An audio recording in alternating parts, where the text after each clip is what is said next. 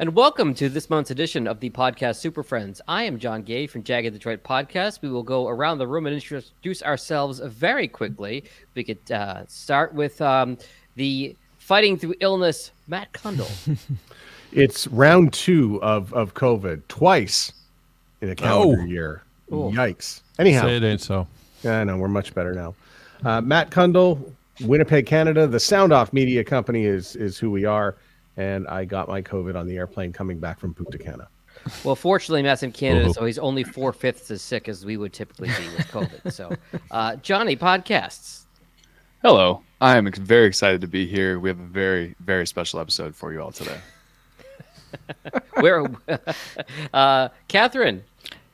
Yes, I'm also. This is so special. I'm Catherine O'Brien. I'm in Baton Rouge, Louisiana, coming in as a podcast producer, just dying to talk about all these exciting topics that we have ready for you. David. Ho ho podcast or something. Hello, everyone. David Yaz in Boston, pod617.com, producing podcasts in Boston and all around the globe. All right, so we kind of called an audible on today's topic. I'm going to give Johnny credit for the idea. Santa's podcast Giftbag. Lessons that we have learned from working with our clients, we feel you can apply to your podcast and the industry as a whole in 2024. So since this was your idea, Johnny, why don't we go ahead with your first prediction? Yeah, I think mine's not so much predictions. I think it was more like lessons learned. I apologize. Yeah. The five of us, I mean, we all work on podcasts all day long professionally, and the audience of this show is people that want to improve their podcast. So why not take all this knowledge just from the last year? I feel like over the past year, we've kind of have thrown out knowledge that we've learned over the years, but specifically this year, I feel like we all have some big takeaways that have worked for shows, have not worked for shows, and we want to share that with you, the audience, today. I'll start with my first one. I feel like we could just go one at a, maybe we like go one person does one, another person. Yeah, we does can go round another robin, one. sure. My biggest takeaway of 2023 is shorts are the key to marketing. And people think, oh, well, the conversion rate of shorts to someone subscribing to my show are very low. And that is just something that we have to grasp and deal with. And that's okay. Basically, you're just trying to increase your awareness, your brand awareness. And if it's someone that just subscribes to your YouTube channel for your shorts or your TikTok or your Instagram, that's one more follower that you didn't have yesterday. You're already making the content. Why not cut it into shorts? Specifically on how to make good shorts, nay, great shorts. The first 3 seconds are key. Everyone here that's watching this and everyone here at the round table watches some sort of short form content. And if that hook doesn't grab you in the first 3 seconds, boom, you're gone. You're never watching that content again. You're never scrolling back up to that video. It's over.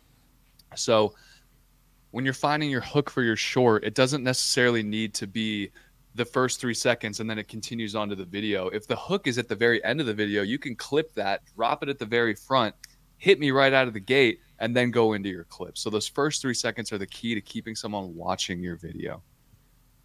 The second one, when it comes to shorts, different content, different platforms. The stuff that you're going to post on LinkedIn, a professional website, and maybe Twitter X a little bit more professional as well, is probably not going to be the same content that you're sharing onto TikTok or Instagram Reels or YouTube Short, where it's more sort of people are looking for entertainment and less so business life advice. So you need to consider the platform and what type of content you share on each platform, and your short should reflect each of those platforms.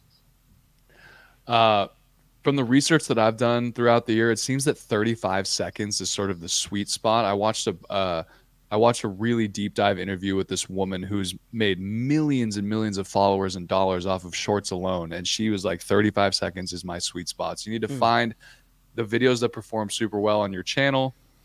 How long are they? That is a critical part of why an episode or why a short performs well or why it doesn't perform well. And then the final is B-roll and subtitles are key. It can't just be your talking head and nothing else. Add some background images, memes, stuff on the internet that's related, because we need that flashing light as humans that are addicted to our phones to keep us engaged with the video.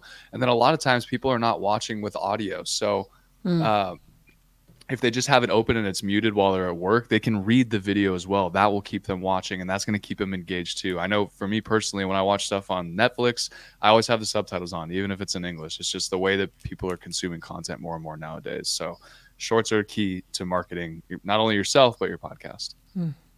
Excellent points, Johnny. I think you really came out of the gate strong there with, there has been resistance to it. Oh, well, it's not going to convert. But it's just like, television or radio advertising. The more impressions you get with a commercial or the more impressions you get with a song until it becomes familiar. Back to my radio background, you make a really good point there. Any other follow-ups to Johnny's points before we hit our next spot in our round robin? I'll touch on the subtitles, which I really like a lot. And I think one of the things that came out of subtitles that you wanted to have a lot of visuals. I remember when we did radio ads on for television, for the people who were in the bar where it was muted, they would look up on the screen and be able to see what the ad was. Same thing, really, when it comes to phone. There's a lot of people who are double boxed, double screened, and sometimes they don't have the phone up that loud and just having the words go across. Smart, like it. I do have a tiny little bit of a societal fear that we're now down to. We have to catch everybody not in 30 seconds, in 3 seconds, and 35 seconds is the max of our attention span. I have a tiny bit of concern for that, but I'm going to accept what is and take Johnny's advice to heart here. I'll follow up on Johnny's point about different platforms too, Catherine. I think when you expand to a larger full podcast, someone can consume rather that long form content. They say the first 30 seconds or minute is key to your podcast. Here we're just scaling it all down, where we're just saying, okay, 3 seconds to catch somebody for a 30-second short or a 35-second short, to Johnny's example. So I think it's the same idea, just scaled down by the medium. I agree, but there is a little bit of a. Don't you have a little bit of like it's getting faster and faster and faster. No, we're just having to deal with it. Yeah, it is, and it's just. I mean, we can either fight it in the namesake of, going back to the Stone Age, or we can do what's best. We can do what's best for our clients, and what's best for our clients is to be as knowledgeable about this stuff as possible. And I did say listening. I'm accepting of what is, but absolutely. I'm just being I'm sorry, it's been 3 seconds. What were we talking about? Yeah, I've forgotten already. Doesn't matter. I heard shorts and I almost grabbed my phone. What? This is a weird way to start a conversation. So Johnny makes the point about shorts and creating that content. Let me bounce it over to Dave, because Dave makes a really good point in our notes here for what we prep for our podcast here. By the way, always prep for your podcast. Avoiding pod fading by creating new segments and keeping it fun. I think so many of us, both ourselves and our clients, have hit a wall sometimes, the podcast, where it's the same thing every week. You get into a rhythm and you forget this is supposed to be fun. So Dave, take it away with your first point. Sure. Even if you have a simple, most of us have interview podcasts. It's a long form interview. It's probably the most common format. And but whether that's your format or not, it's always good to add a little sizzle to the steak. So even if you're just asking your guests questions in sort of a different form, turn it into something fun. I produce a baseball podcast for the New England Baseball Journal. We do a segment at the end called 3 Up, 3 Down, and I throw out 3 random questions about baseball. What was your first baseball glove? What's your favorite baseball card? And we play a quick sound intro to it. 3 up, 3 down. Strike 3. And the guest always gets a kick out of it. The guest and the host both answer the question. So it's just another way of packaging that content, doing something interesting. I co-host a music podcast. We're always looking about new ways of talking about music nostalgia. We decided to do something called the ABCs of Rock Fantasy Draft, where we would start with letter A in one episode and actually have a draft and go back and forth, and I'll take Aerosmith, I'll take AC/DC. It's just a different way of doing things. Yes, I created a sound sting for that too. Yes, I'm going to play it for you. ABC's Rock. So anyone... Thank you. So it really is just a matter of getting a little bit creative. And then if it works well, the listeners will dig it. It'll be something they'll look forward to. So it's like, oh, I wonder if they're going to play that little quiz game at the end or whatever it is. Or I love it when they do the Ask the Lawyer segment when somebody writes in a question. You can do something. I do something on my show called Good Stuff, where I just have the guest recommend something good. It could be a good book they just read. It could be a good TV show they just saw. So I think not only does it create some variety to the content you're providing, it gives the listener something to look forward to, and it's going to keep you and the guests sort of jazzed in a different way. Back to you, Jag. Dave, you make another side point to make off of your comments there. The audio production piece, I love the baseball piece of, in radio we'd call it imaging. I used to call it imaging and podcasting too. But that I love that it adds that fun element. But it's the whole surprise and delight thing. Not only are you surprising and delighting your audience, you're surprising and delighting your guest. And oh, that sounds fun. Let's play with this. So that's something that can really be used to keep things fresh as production and sound design as well. Yeah, it's amazing how people will get a kick out of that. It also just gives you an air of professionalism. You know, this is, you play your show intro live, or you play it as you record the show. You play it, you play a little sound sting like that, just to jazz things up. Yeah, it's fun, and it's win-win. Speaking of your audience, Catherine, one of your points that you had brought forward was know your audience, which is a phrase that many of us try to live by. It's such an important piece of advice in so many things, but especially in podcasting. Talk to me about that phrase, know your audience. Well, I really have come to the conclusion that knowing your audience and the audience factor is so critical in podcasting. And if you don't know your audience, you don't know who you are talking to. You don't know who you're trying to put your show in front of. There's just so many factors that depend on knowing your audience. I think it's kind of like, I have really come to the conclusion that it's a little bit of a undersold element of the podcasting. We can talk a lot about our technical side. We can talk about how we want the show to be, but then eventually we're trying to present it to somebody, to somebodies. And if we don't know who that person is, we're going to come up short. One of my shows that I work on, we've really been dealing with a lot of the audience, knowing your audience piece. Specifically, I think it's really important that, first of all, that there is a demand in that group that you want to put the podcast to. A lot of the things I've been dealing with have been about the average number of podcast listeners, knowing that maybe podcasting is best approached as a niche product and that you're presenting it to your niche audience. For example, one of the shows I work on, we're so proud of the work that we're doing, but we're having a little bit of trouble connecting with our desired audience. And we started asking questions like, do they want a podcast? Are they familiar with podcasting? Are they in an age group that is sort of in that sweet spot of podcast listeners? And really doing that assessment. Do they want a podcast? Having to really ask those tough questions. And even back to sort of trailing on Johnny's original point about social media, I was kind of pushing a lot of things for the audience, this particular podcast audience, towards things like Instagram, because I like Instagram and I like what my client does on Instagram. Well, we've come to the conclusion that this is really the people that we are trying to target for the show are on Facebook. I don't use Facebook. I don't like Facebook, but again, falling in love with what is, now we're having to gear a lot of our things to Facebook because that's where the audience is. You can't fish in a pond where there are no fish. You've got to really know your audience, know where they are, know what they're doing, because audience growth is really, at the bottom line, what is going to make your podcast succeed or not. That really is such a good point, Catherine, about what you may use for social media may not be what a podcast audience is using for social media. There's so many different flavors. It's like Baskin Robbins at this point. Right. And again, back to, Johnny, I'm just using your point completely. I like what Twitter's doing. I see the potential of, that they're trying to have this be a media platform. You see it happening. We're seeing it being unveiled at real time.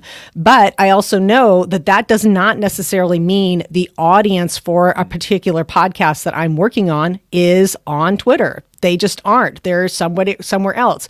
So we're having to adjust to what the audience is actually doing, actually wants. I can't make them get on a platform that they're not already on.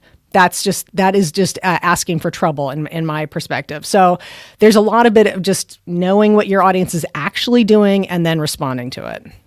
And so how do you, as you listening to this now, you podcaster, you're asking, okay, that's all fine and dandy said, but how do we do it? How do we find out who our audience is?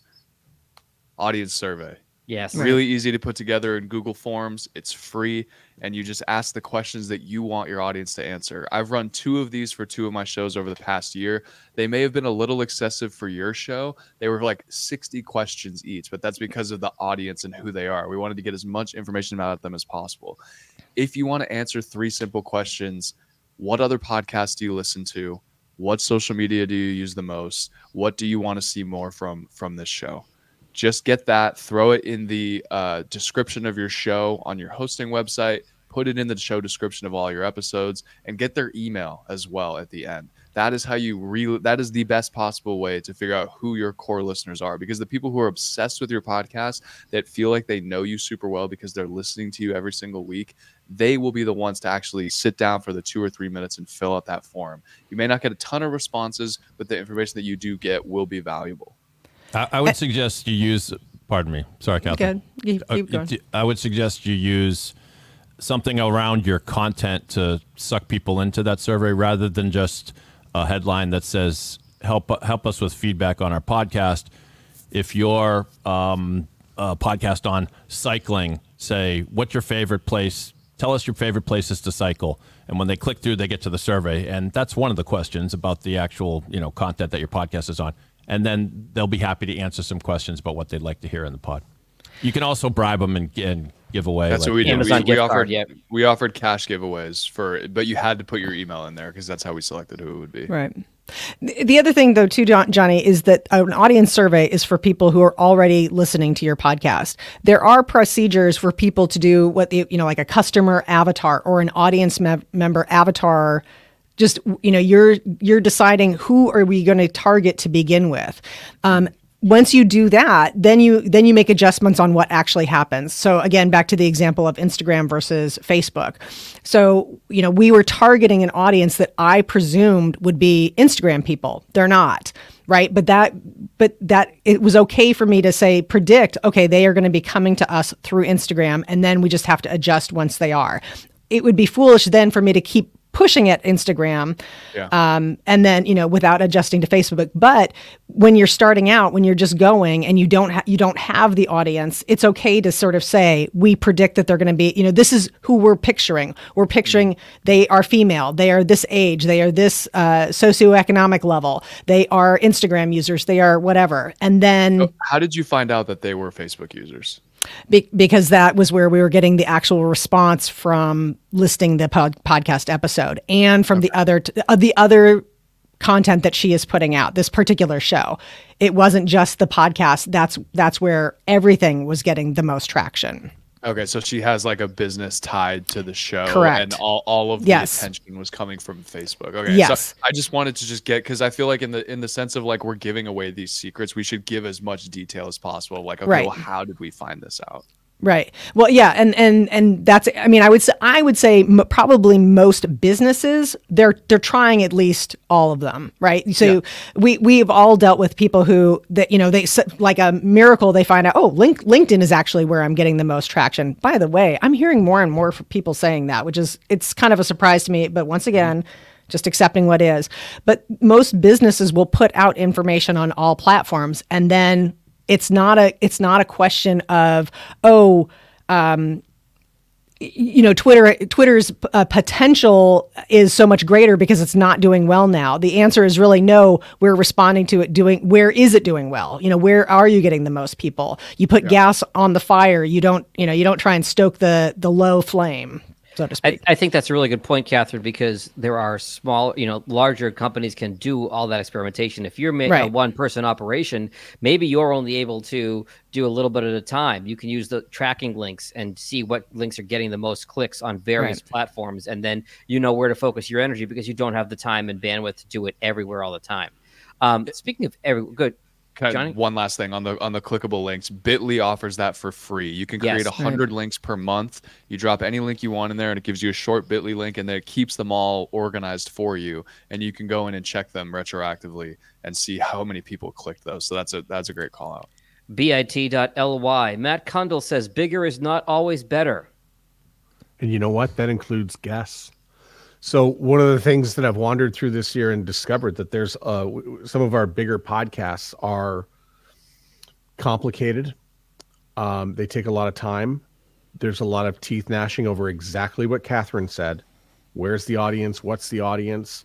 Sometimes they're celebrity driven and there's many guests, and we get a big guest on and it doesn't necessarily resonate. So when you're working with a podcast that has a very narrow audience, niche subject matter, it is going to be easier to market and to find that audience because you know exactly where to look for them. They're hanging out exactly where the products are and where the subject matter is. But when you're dealing with a little bit more wider topics, it is going to be harder to get people to come back to the show every week.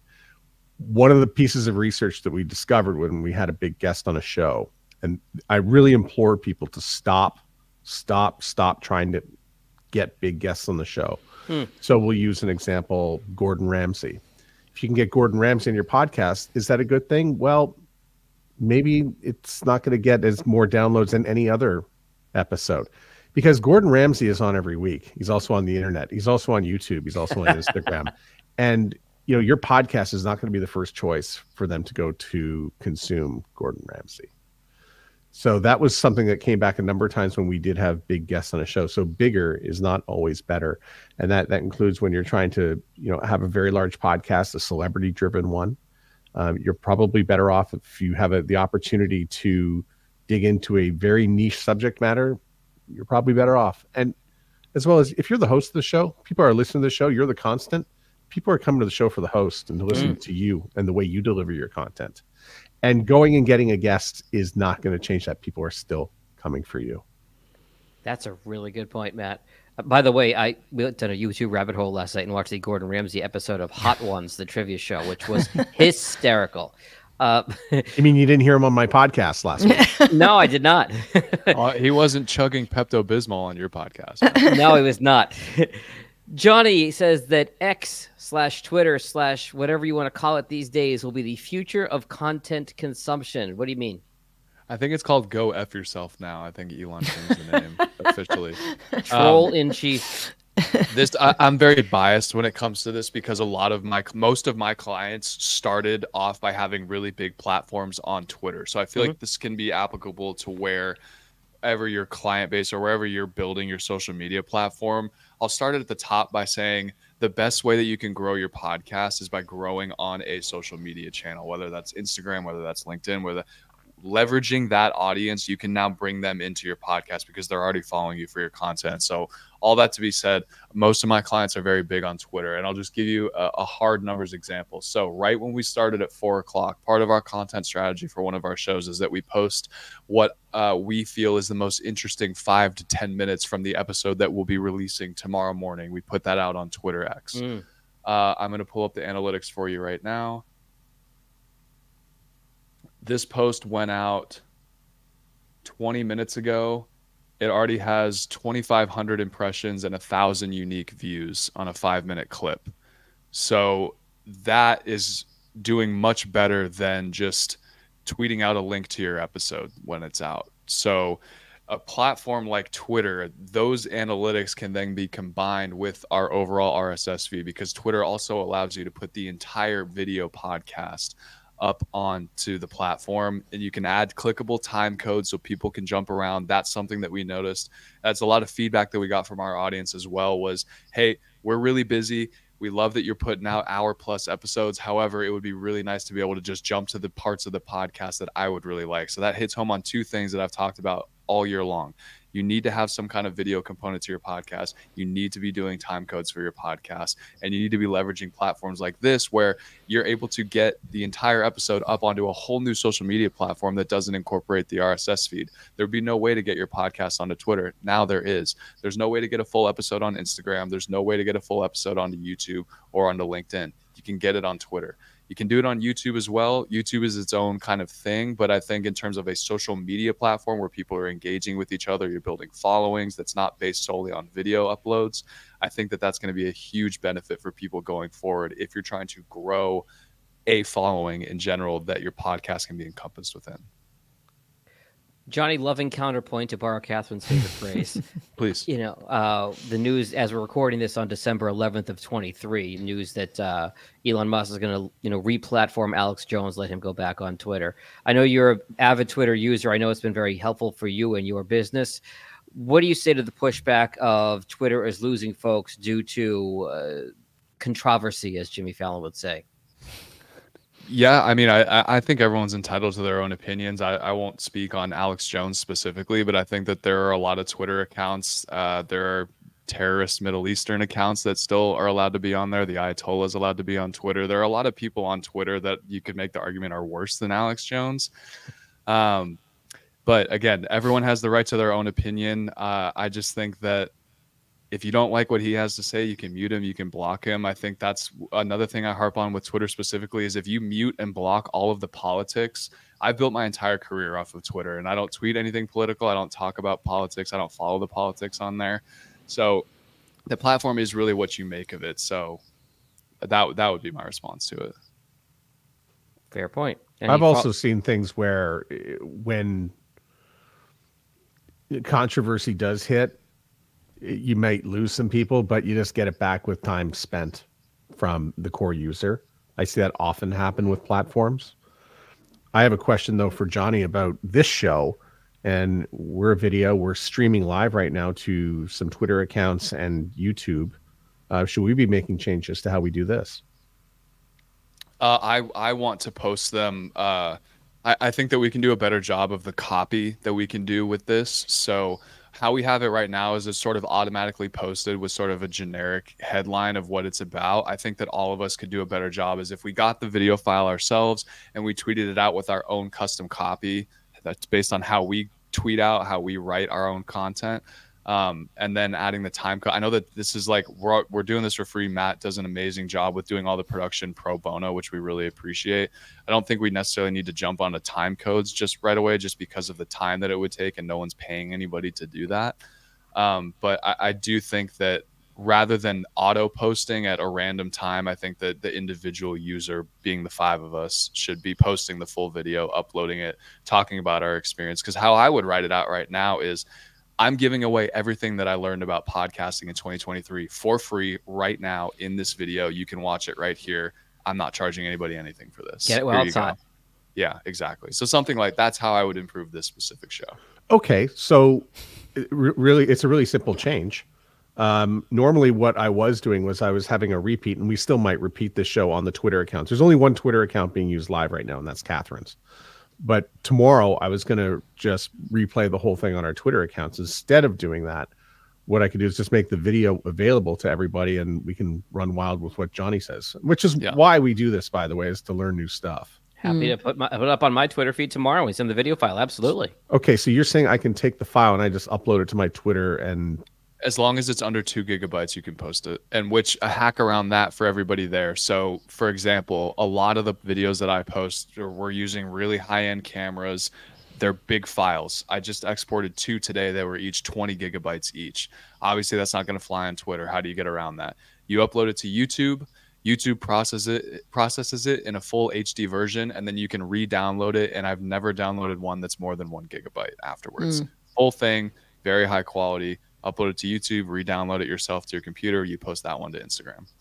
I'm the kid in the class who's just asking all the questions when the teacher just wants to move on. Well, I'm sure some people in the audience are probably thinking the exact same thing. So let's just spill our guts. I'd have you bring me an apple, Matt, but you've got COVID, so I'm not going to take your apple right now. And it's funny you mentioned video. I upgraded my laptop because I started doing more video production for my clients, thanks to Johnny and Matt and others dragging my feet into it. And I got an external Thunderbolt hard drive because some of these files, if they're high quality, can be massive. But speaking of videos, David Yaz says spiffy videos can be done on a budget for those who are a little intimidated by this part of the conversation. That's right. So here are a few of my pointers for making videos video versions of your podcast or whatever they may be. And you can do this even if you're just on a Zoom call or using another recording platform, connecting with your guests remotely, or whether you're doing it in person. First of all, invest in a green screen. I'm using one now. It makes a big difference. Believe me, you don't want to see like what's behind me in my apartment, but here, you can let your imagination run wild as to what kind of background you can use. You can get one on Amazon. There are any of a number of brands. There's one called eMart, E-M-A-R-T. It's $18. It's the one that's hanging behind me. It works just fine. If you're intimidated by the idea of video editing, don't be. A short, tutorial on even iMovie. I use iMovie. It's the simplest of programs. It's the most basic. It comes with the Mac. And if you're even slightly familiar with that, you can put up a logo that comes up before the video. You can do an overlay. You can maybe add a little intro music there. And then what I do is if I'm doing a video and audio version of a podcast, I'll do the video. You don't really need to edit out, pregnant pauses, ums and uhs and other things. Only something really drastic that doesn't belong in the video is what I would recommend. That's kind of the way video podcasts have gone. After that, I take the audio version of that video file and I use that to then do a more meticulous editing as I would do for an audio podcast. So it's kind of a time saver. Jack, do you want me to share one example of what I'm talking about, or? Please, yeah. No? Okay. Are you able to share it into the session here? I think so. Matt's our tech guy for StreamYard here, so. Yeah, once you hit the share there, I'll just punch it up. No, I got it. So I'll just play the first not even 30 seconds of this.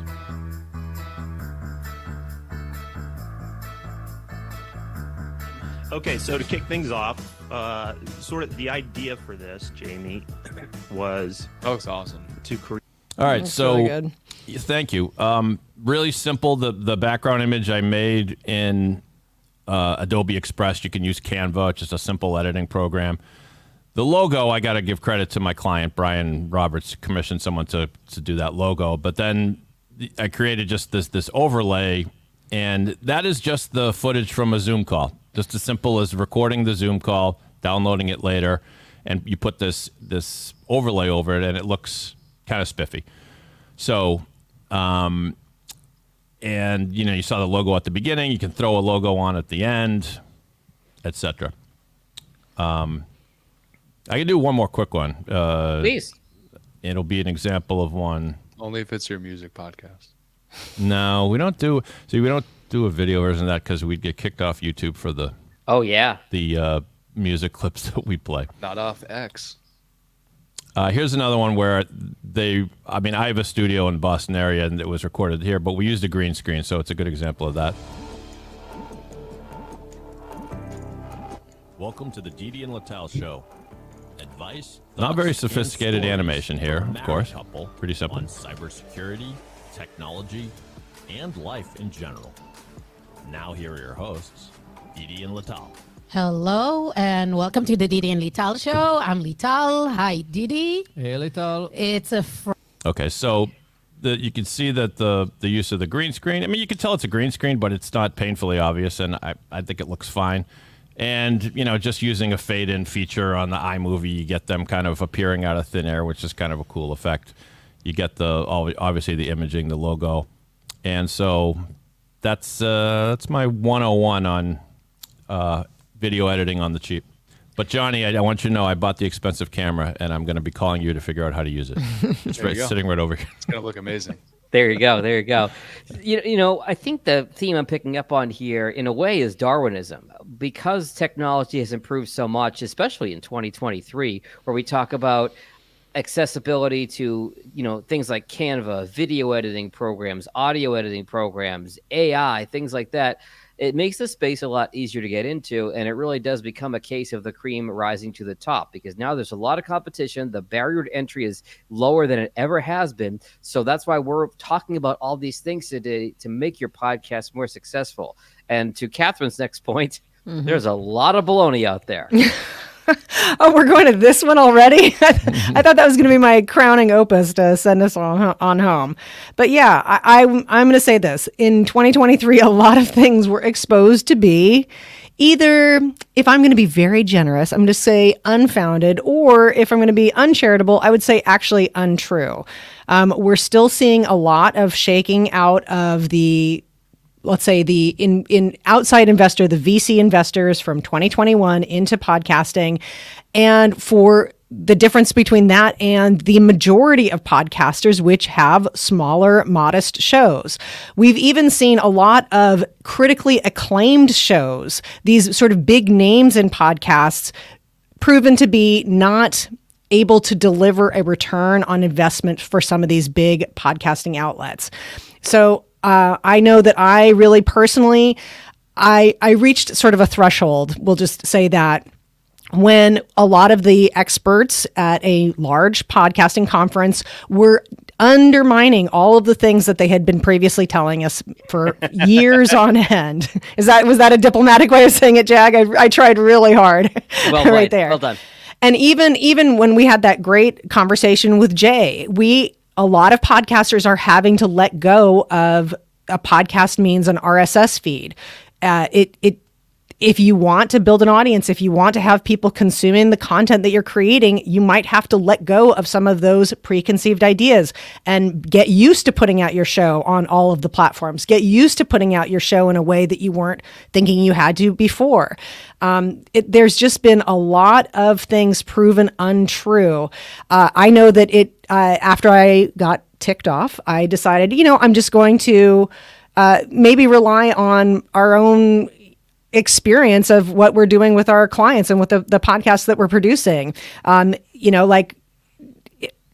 Just rely on take things with a grain of salt and go by what the experience is of the shows that you're actually putting out there. That's going to guide you a lot more than some of the expert advice out there. Related to that, Matt, tell me before I move on to Matt, any follow-ups for Catherine there? I think she's spot on with everything she's saying here. Everybody's nodding for the listening only audience. Thank you for the translation. Related to this point, Matt makes the point that podcasters are not on the same page. Yeah, and that goes back to what Catherine said, and that's, a lot of the baloney that things have to be done in a particular way. So I'll go back to that era when there were ways that were encouraged to market podcasts, where to put your podcasts. And one of those things I'll use, for example, is, IAB certification. That way we can all find out exactly what a download is. So you should have an IAB certified host in order to, so that we know what a download is, so that you can sell it. And listen, it's a lot easier to know what a download is when we know that it doesn't come from a Russian bot. There's many different ways to count. But now I'm beginning to see that, IAB certification, if you've been following along with Pod News and James Cridland, there's a lot of companies that have not re-upped. And, it's something that you do have to re-up every few years. Mm-hmm. And so they're coming around to it and they're slow. But I think a lot of companies are slow to get this recertification because I think they don't want to pay, is one, because it does cost about $30,000 to do it. But I think they're looking for another way or hoping that another metric comes along. In the way we can count our metrics and the way we can sort of determine, who's listening and what's a download. It makes sense though, because who wants to pay? If I owned a company, I don't want to pay $30,000 every 2 years to be told that I'm actually not getting as many downloads as I think I am. Well, if you're selling advertising, then you're not getting that $500,000 check then. Yeah. Right. So, there would be reasons for that. Why you would need it. Listen, standards are important. I'm not decrying this stuff, but I'm just finding that podcasting 2.0 is another example. Finding new ways to use RSS. There's been no changes, right? But not everybody wants to take the time to make those changes and to get together and to really push the ball forward. So there's a lot of podcasters that are not on the same page. 80% of our RSS downloads are coming from Apple and Spotify. And whatever changes they make are the changes that we have to live with. Right. A lot of apps are disappearing. Where's Stitcher? We lost that this year. We're going to lose the Google app as soon as April for those of you in the United States. So the Google app is going away. So, the Google Podcast app. Let's specify the Google app itself is not going away. Google we don't want to Podcast scare app. anybody here. Yeah, and raise your hand if you started listening to all your podcasts on YouTube Music. Crickets. Exactly. I was supposed to check to see if one of my clients had it up there today, but I forgot. Clearly, I'll it was do a it big later. priority for you, Matt. I'll do it later. One thing I want to mention from my observation, my biggest lesson from 2023 is how ubiquitous AI is. But it seems to me that AI is only as good as the human gatekeeper that is using it. I really can't emphasize that enough. There are AI tools that I use to process audio, Adobe Studio Sound, Descript as well.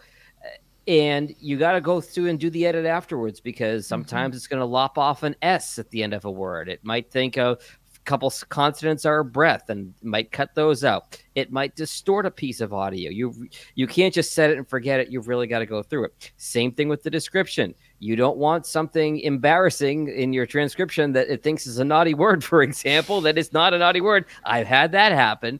I've had it too. You really can't just trust the AI to set it and forget it. It's improving, but it's a time saver because you don't have to do all the actual work, but you've got to check whether it's audio, text, whatever it is. You really have to follow through and everything. I had a client catch something in a transcription, an error today, because I'll admit I didn't go through and didn't check it by hand. It's like you say, Jag. It's a tool. It can't produce the creativity, and it can't really produce great content. And that's what we're in the business. And really, if you're podcasting, it is at the end of the day about the content. Are you producing a good, compelling show? Jag, I don't know about you. I do use it for certain things like the list of topics, and Johnny talked about the importance of that and putting those in the show notes of both video and audio. It's a godsend for me for that, because, man, I hate doing that. Just going through the transcript of a show and go, all right, at 12 minutes he talked about his dog, and then at 13 and a half minutes he talked about his cat, and but if you put the entire transcript into ChatGPT and say, give me time-coded topics and give me about 24 of them, it will do that. And to be honest with you, it may not be perfect, but one, you give it a quick look and you take out anything that's tragically wrong. And two, I don't know if I'm supposed to say this out loud, but the stakes aren't particularly high on show notes. You want them in there for SEO, but if something's off a little here or there, or you forget a topic, it's not the end of the world. So that's the type of thing I would leave to artificial intelligence. Related to that, Dave, you say that SEO still matters. Expand upon that. I'll expand upon it if you don't expunge it, Jack. That's fair. You're in charge here, okay? It's been a long day. Yes, I'd like to make a motion to expand. So, granted. Yeah, I just noticed this might be Captain Obvious, but a lot of us do get lazy when it comes to you put out a podcast, you edit it later, you put in the intro music and the outro music, and finally you're ready to upload it. Then you're like, oh, I didn't do the show notes yet. Oh, I didn't do the show description. I didn't do the talk. It does matter, and I've noticed it recently because some of the pods that I'll use the example of the music podcast again that I worked on. I noticed that I put in a whole bunch of list of topics that we had covered in past episodes. I put them all in the very show description. I'm not talking about the show. I'm talking about the show description of the show itself. And I put things that we had done, like the best party songs ever, the best mashups ever, the best country songs ever, and a whole laundry list of them. And believe it or not, we got a little spike, just that. And so the lesson I took, and you guys, I'd love to hear your thoughts on this, is think about when you want your podcast to pop up when someone Googles something. So if you are, doing a show on gambling, or let's say, let's make it more innocent than that, card tricks. You teach card tricks, and your podcast is card tricks. I don't know if anyone has podcasts like that. I just made it up. But anyway, if you do card tricks expert Chicago, that's you. So put that question in, or if you want your podcast to come up when it says, what are the best places to hike in the greater Chicago area? If you want, then get that info in your show description in your episode notes and you'll be surprised because you can test it later and see if it comes up. And if you're specific enough, geography is a good way to narrow down your show, then your podcast is going to pop up. And all of a sudden, you're the answer to the question that you want to answer. So that's my 2 cents. Be the answer. I like it. Yeah. Okay. Related tangentially to SEO and text is transcription. Matt, your thoughts there? They're a pain in the ass.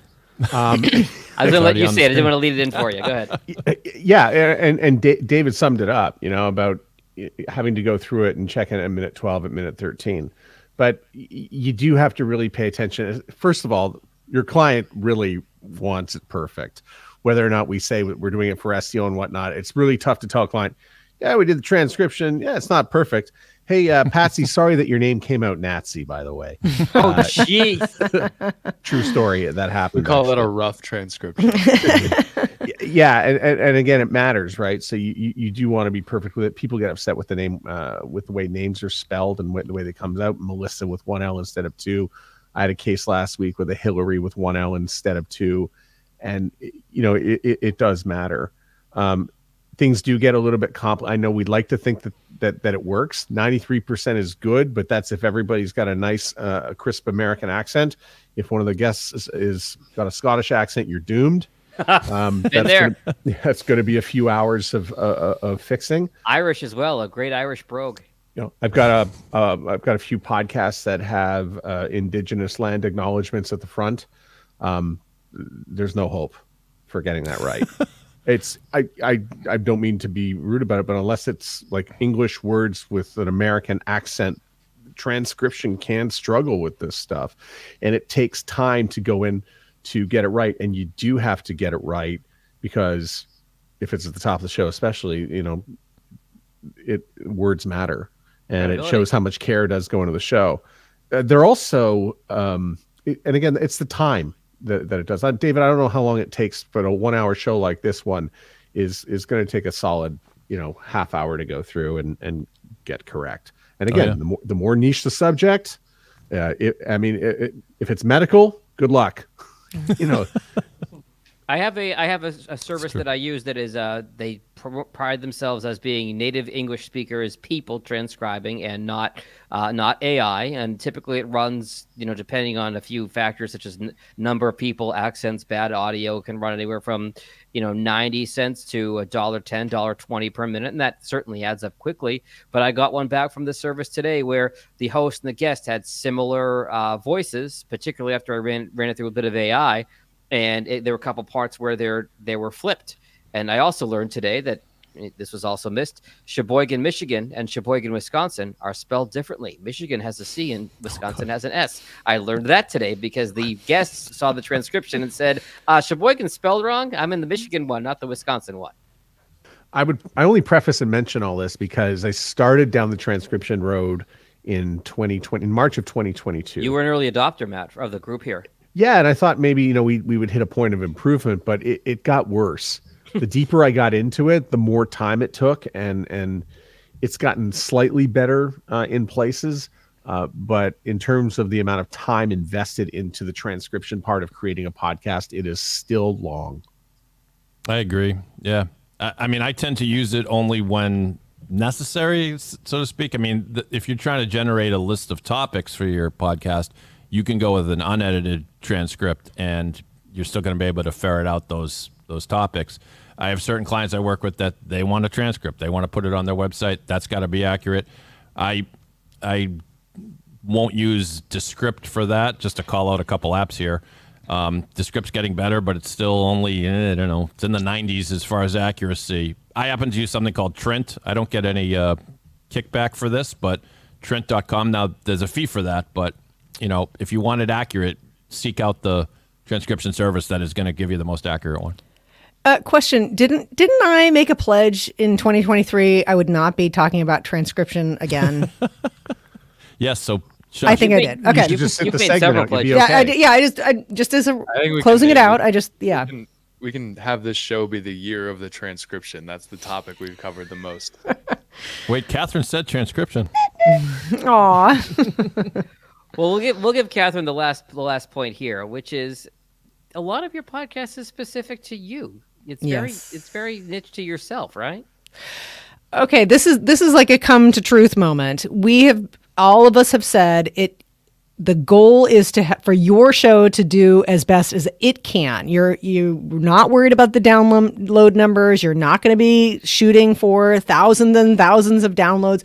That you're trying to make the best show you can for your audience. And I have to say, this year has been just a testament to that advice that we've given out many, many times. Matt, you'll have to give me the exact number, but we all know as podcast producers, the average number of podcast downloads that a show gets is something in the range of, let's just say, 150 to 175 downloads. That is a modest number for the amount of love and preparation and time that goes into making a very good podcast episode. Sometimes it can feel like there's a little bit of a mismatch between the amount that goes into a good podcast and the number of downloads that you get. However, if you do things well, that 150 to 175 people that you connect with, if you are bringing your podcast to the right people, it can be successful beyond your wildest imagination. So I have some great examples of one show in particular that I'm thinking about is that we're really hitting that right audience. It is a niche show for a niche audience. It was designed when we started it up to be a tool of connection. So this is to be telling stories that are connection based. They're to open doors of communication that maybe have been closed in the past. And the way that I know that this is a success is because my client hears from people every single week. Every single week, she is hearing from that ideal client that ideal audience member that we're trying to reach. She's getting feedback. She's getting comments. She's getting all kinds of information that's saying we are hitting that bullseye. And so even though a lot of people would look at the download numbers and not be wowed or impressed, that is probably, I would say that's probably my most successful show because of the impact it's having and because of the feedback that my client is receiving. So I just have learned a lot about just making that connection, is getting that feedback, having that impact. You can do it with the numbers that an average podcast will give you. Can I push deeper on this, Catherine? Of course. Because I kind of reiterated the same thing earlier and just said it in a different way when I sort of was dumping on the bigger podcasts not being as effective. But right. Can you talk about activity? So when we talk about, okay, this show is resonating, this show is doing well, talk about the activity that would lead you to believe that you've got a winner. Well, okay, so in this particular instance, and I'll say this: I've talked to people who have more experience in the podcast industry than I do, and they have for a long time said engagement is what you should be looking for. Mm-hmm. And I kind of took that as like, okay, yes, but I kind of discounted it a little bit because I thought, oh well, that's coping for the fact that you're not getting download numbers that we all want. I mean, we're human beings; we want the accolades and the response and see the download number go up. But for example, the example of the show that I'm talking about specifically, we have a way to email the host in every single show note. We say that's the way, this is the way to reach out to the show. We mention that on the show. She gets those emails. Again, because it's a niche audience, she's actually exposed to the people that we're trying to reach very frequently, and they verbally tell her, oh, I listened to the show. I loved this. I never would have heard this story had it not been for your show. So she's not only, we've given her a means to get that information, the email address, she's getting those emails, but then, she's exposed to the audience and she's hearing it from people directly. Did that answer your question, Matt? Oh, yeah. You get hung up on that number of 100, anywhere from 130 to 150 as the average number for podcast listeners, or the mean, median. I always get those terms confused. But after 30 days, yeah. After 30 days, that's a big number. If you're getting 20 or 30 downloads every episode, imagine being on stage to a group of 20 or 30 people, exactly. And they have you have their rapt and undivided attention. That's really not a bad place to be as the numbers continue to grow. With that, if anybody, we're going to say Merry Christmas, Happy Hanukkah, Happy New Year, and everything else that we have not covered. Any final thoughts from around the room as we say goodbye? Great job, Jag. Good Thanks, job, Nate. Jags. Thanks. We'll do our final plugs starting up north of the border. Matt Kundle, the Sound Off Media Company, Winnipeg, Canada, where it remains above 40 degrees. Climate change is a hoax, right? Down south to Johnny. You can follow me on X, and my closing thought would be do one thing that we recommended today. Don't do all of it, but if there's one thing that interested you of what we learned this year, just take it on yourself. January 1st, I'm going to get my show on Twitter. I'm going to add a video component to my podcast. I'm going to make one short of my show. I'm going to learn how to do it well. Well said. Not to a county, but to a parish. And Catherine.